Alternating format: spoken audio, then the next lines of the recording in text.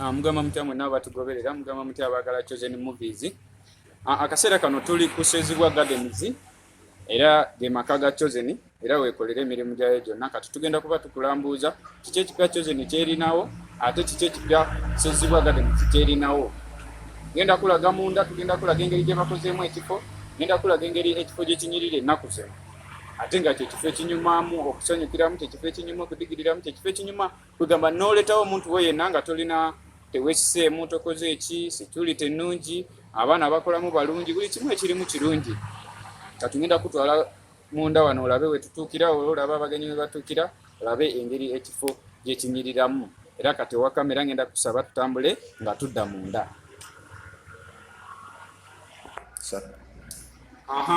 Era nga aliko okugamba wali wabweru kati kino kyekifo osobola otuukira n'osaba buli kimu kyoyagala n'osaba buli kimu kyowulira nti no kiweetaaga.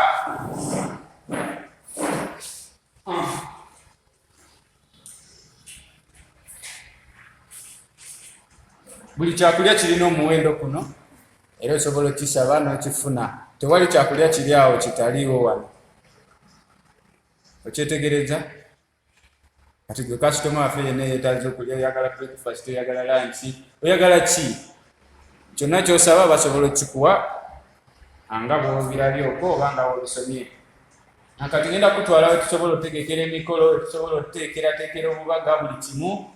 Oluvannyuma nkutwala abaana be bayinza ozannyira, oleeta omwana wo n'azannyirawo, oleeta tugamba naawe mwennyini omukulu osobola okujja n'okiringirawo mu biseera bye eby'eddembe. Bwe tunaavaawo ngenda kutwala mu bisulo, olabe ebisulo byaffe, ebisulo bya mulembe, then nkuserengese paka emmanga akafu bakayita erinnya ly'ensinga ennyo okwagala bakayita Virgin Island. Weebuuze lwaki bakayita Virgin Island. Kale tugende tusokere eno.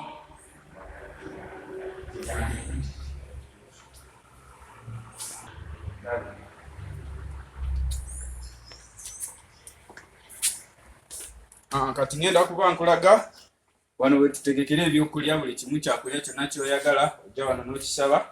Byonna bibeerawo nga mbikulaze wali eri ku reception, enkulaze ku menu yaffe. Byonna ky'osaba, buli kimu ky'osaba basobola okikutuusaako mu ddakiika ntono nnyo n'oba nga omaze ofuna kyonna kyoyagala, ekyokulya, ekyokunywa na buli kimu byonna oba osobola okubifuna. Kati twambuke wali waggulu nkulage gye tutegekera abagenyi baffe nga bazze nga ba-VIP.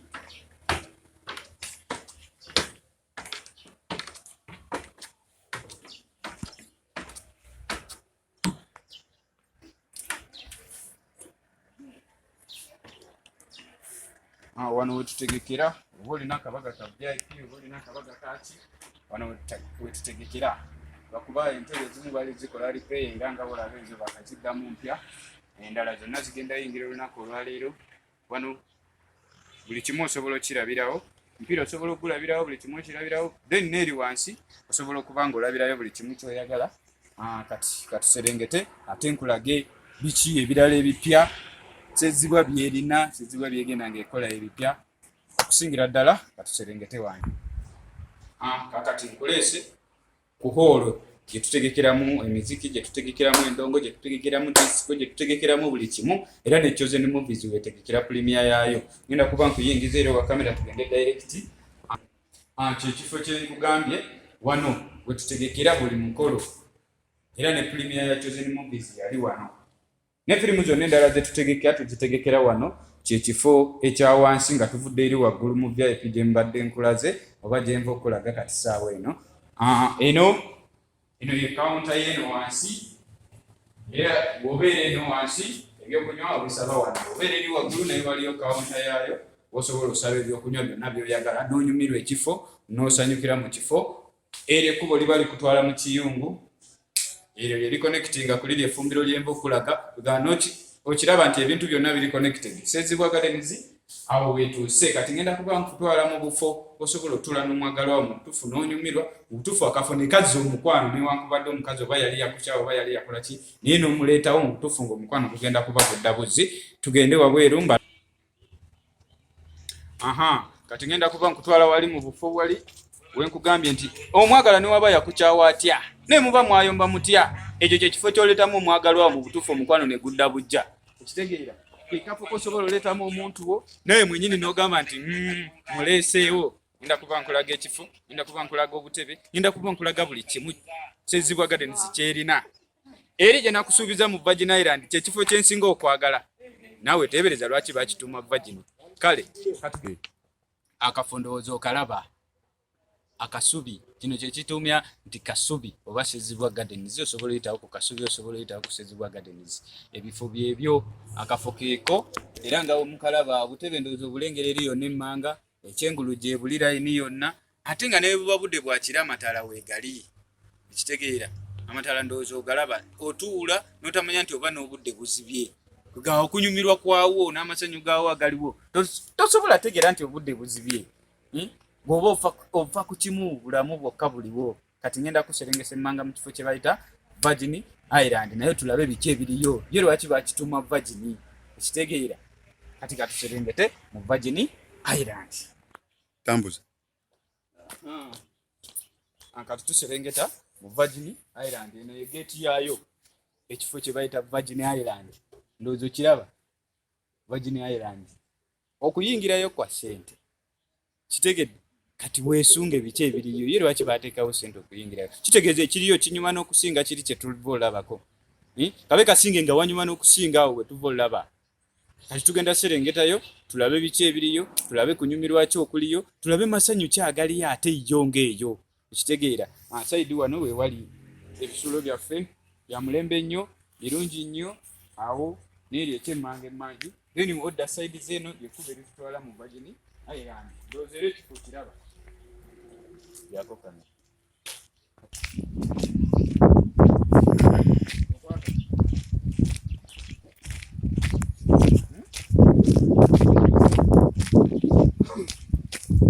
Ndowooza ekkubo ly'omulirabye liraga nalyo likyali Virgin, teri yabadde liyitamu, ffe tulisooseemu. Ekitegedde olirengedde, teri yabadde liyitamu, ffe tulisooseemu okumanya liri Virgin. Kati tuserengeta tugende mu Virgin Island. Era nga mbagambye eri twabadde ku geeti esooka eya Virgin Island, kati tutuse ku geeti esemberayo ddala. Kuliko geeti bbiri, then awo wakati waliwo kye tuyita no man's land, ng'osobola osanyukirawo, osobola okutegekerawo akabaga. Ndowooza mulabyewo wali nga tuggukawo. Kati eno era ye Virgin Island. Ekibadde eri era kye kiri eno. Okiraba? Kati eno ye geeti ya Virgin Island. Kati mwe tugenda oyingira. Era ffe tusoose oyingiramu, tukugambye ebadde Virgin. Ffe tusoose ogiyingiramu, ekitegeera. Kati ye Island eno gye ndi okulaga, era ngenda kulaga ebipya ebigirimu. Ekitegeera? Ogirengera?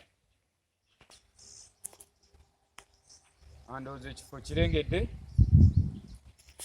Oli gwe nandise Adamu ne Eva, era balaba baliyo babiri. Eno ye Virgin Island. Then waliwo osobola okutuula n'onyumirwa obulamu. Okalabye oyita ku mazzi n'ogenda n'otuula mu kazingako. Saagadde kayingiramu lwa nsonga konna kakyali Virgin, nze nnyingidde wabweru waako. Kakyali Virgin, ekifo ndowooza okiraba, kinyuma, kirungi, kipya, otuula ku mazzi waggulu n'obeera eyo. Kirengedde. Then eri waggulu emiti ndowooza ogiraba, yonna kugamba ekifo kirungi nnyo, kiri conducive. Embeera eriwo yonna ekutiisa, security ennungi. Buli kimu gye kiri eyo waggulu ky'oba oyagala. Oba oyagala kabirabira gye kali, oba oyagala ki gye kiri, amataala gye gali, ebimuli gye biri. Buli kimu ojja kunyumirwa, ojja kusanyuka, ojja kudigida, buli kimu ky'oyagala gye kiri. Buli kimu ky'oyagala we kiri wano ku Sezibwa Gardens, amaka ga Chosen Movies. Kati gwe n'omulabi waffe wa YouTube yaffe channel eya Chosen Movies, bw'oba obadde oli mpya, ky'oba okola toyitawo, sooka subscribing, oliking, then commenting, oluvannyuma olyoka ogende mu maaso. Ebipya bingi ngenda kuba mbikulaga, ate nga buli lwamukaaga tubeerawo n'emizannyo, tubeerawo no firimu nga tuzizannya ku stage. Kugamba kuba kunyumirwa kwereere, ate nga programu empya zikyajja, programu ennungi zikyajja ku Sezibwa Gardens, ekifo ekirungi ekyokusanyukiramu. Okisanga wa? Okisanga Nakifuma nga wakava ku kigo ky'e Naggalama. Oyagala kukolerako, oyagala kola ku mikolo, oyagala kola ki? Tuzina amazina amaganda, tuzanya emizannyo ku mikolo, na buli kimu tukikola ng'era bwe mubadde mutulaba okuva emabega. Namba yaffe y'essimu ng'otwagadde eri 0758 nkaaga 74 4. Eyebeerako 24 hours tevaako esigalako. Ngenda kusaba osubscribing, okomenting, ate oluvannyuma oliking. Nkwagaliza olunaku olulungi. Weebale nnyo, weebalire ddala.